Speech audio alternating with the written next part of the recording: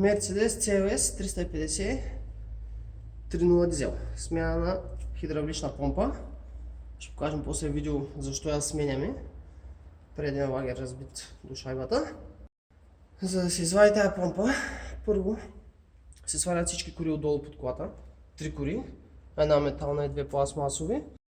След това започваме да разбавяме отгоре.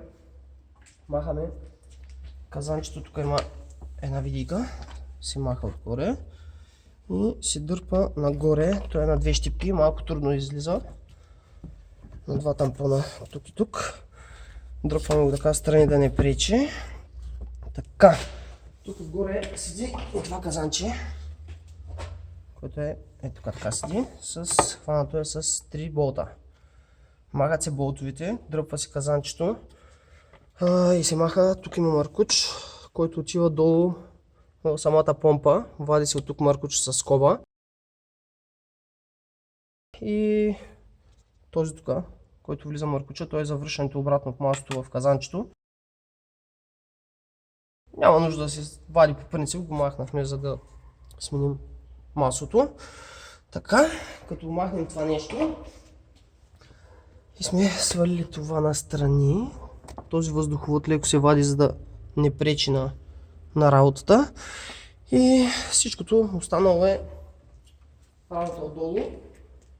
Така, първо махнахме ремъка и ролките, така или иначе са за смяна. След това махаме този въздуховод. Хваща се с 2 болта тук. И разгубихме абсолютно всички скоби тук, тук и тук, за да може да се извади по-лесно. Той се маха, защото няма никакъв достъп до помпата заради него и ремъка се маха, като се свали това нещо. Така. Следващото нещо вече се започва с размонтиране на помпата. Така, хидравличната помпа вече имаме нова. Ето какво представлява. Тя седи ето така отдолу. Този маркуч влиза в казанчето, дебелия, който ви казах. Ето тук. Казанчето седи така. Помпата като цяло се хваща с 3 болта. 2 на лицевата част отпред, които са доста лесни за достъп. По-трудният е този отзад, на планката, който се хваща отстрани. За да се достъпи той, трябва по принцип с ето такъв болт е. Така, той влиза тук и се хваща. Общо взето достъпът до него е през... трябва да се свали капака на кората на скоростната кутия и оттам покрай кормилния апарат се напипва общо взето и се развива полека. За наш късмет се развива много лесно. И така, този е единствения, който не се вижда от никъде. Или с камера, или общо взето с напипване. Така, помпата вече си е на мястото. Ето го единия болт, ето го и другия болт е там. Вижда ли са? Не се вижда. Е там.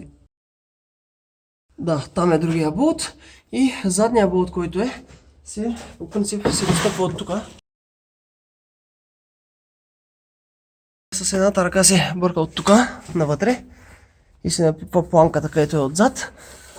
С другата ръка може да се бъркне от тук отдолу, покрай реактивната щанга зад компресора на климатика и така с двете ръце се успява да се сложи и задния болт.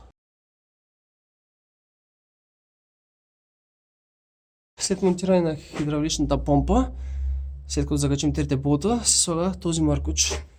Ето там, с 17 ключ се стяга. Хубаво. От него помпата праща масото към рейката.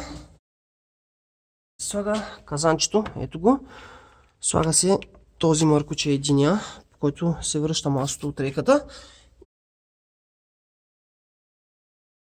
И другия маркуч, който е ето този. По него отива масото към помпата. Хващат се с скоби.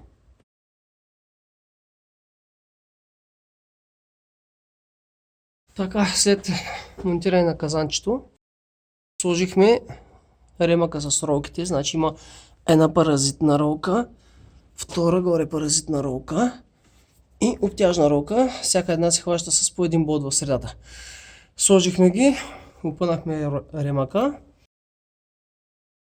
и наляхме масло в системата на хидравликата. Така.